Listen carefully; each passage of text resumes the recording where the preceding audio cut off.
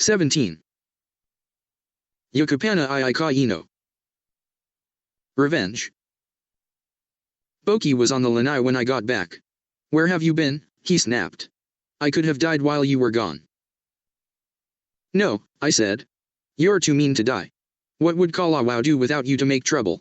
The superintendent would be out of a job. Boki chuckled. That's what I'm training you for, he said. If you haven't learned a thing about crime by now, just let me know and I'll teach you today. I turned my sack upside down and dumped its contents on the porch floor. It was filled with the predictable household utensils, a bunch of callow root, tins of meat, and a looking glass. And there were smaller parcels wrapped in fabrics and bound with rope. Boki kicked most of the items aside. Cups and knives, he sneered. Are these trifles the best you could do? But in spite of his grumbling, Boki was glad for every little thing he could get. He would trade cups and knives for services from his neighbors.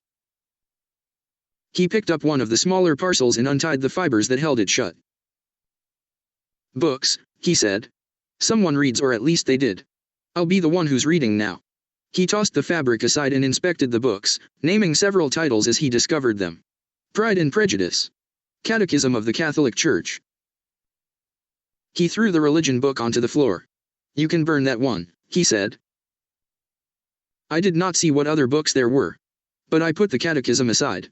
I would keep it in my room until I could trade it for something I needed more. A small crowd was coming down the road with the Luna leading the way on his horse. He always took new arrivals to his storehouse for supplies. In moments, they were in front of Boki's house. The Luna glanced briefly at Boki and gave him a curt nod.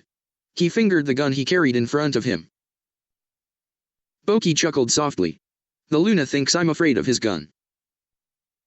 I wasn't concerned with the boss. I was thinking about Kameka. I could see him at the back of the group, the tallest person there. He looked as bewildered as all the others. I studied the woman who was with him. She was just the kind of woman Kameka would choose, not the perfect Hawaiian, large and commanding, but someone small and delicate who would depend on his strength. I realized that it was not only she who needed him. Kameka needed her as well. He needed her to make himself feel strong. The woman stumbled over a stone in the road, but Kameka caught her before she fell. The crowd moved out ahead, leaving the two of them alone in front of Boki's house.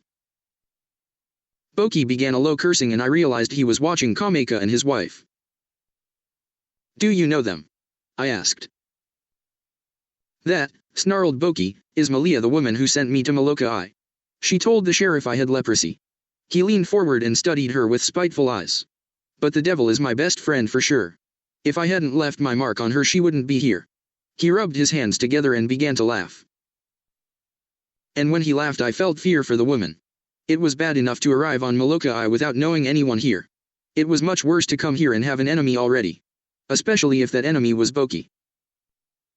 His menacing laugh changed to a slight cough and then into a strangled fit of coughing. Kameka hadn't seen us there on the lanai until Boki made so much noise. At first I thought he would come and demand his possessions while the Luna was nearby with his gun. But then the woman recognized Boki. She turned her face away and pulled the blanket over her head. She tugged on Kameka's arm, leading him away. Water, demanded Boki. I scooped up the Catechism of the Catholic Church and took it into my room. I tucked it under my mattress. Then I filled a cup with water and gave it to Boki. The new arrivals had moved on. I saw only Kameka's back now, his bowed head and the sag of his shoulders. Boki cleared his throat and spat onto the floor of the lanai. Follow those two, he ordered. If they try to build a house, destroy it. If they plant a garden, tear it up by the roots. We'll show them just how miserable life on Molokai can be. I smiled. For once Boki and I shared a vision. I imagined our revenge to be as sweet and juicy as the bright yellow flesh of a ripe mango. And one more thing, said Boki. He spoke slowly. Every Friday afternoon, take a roasted sweet potato to that woman. Tell her it is a reminder from an old friend. For some reason, when Boki said that, the thought of ripe mango put a rancid taste in my mouth.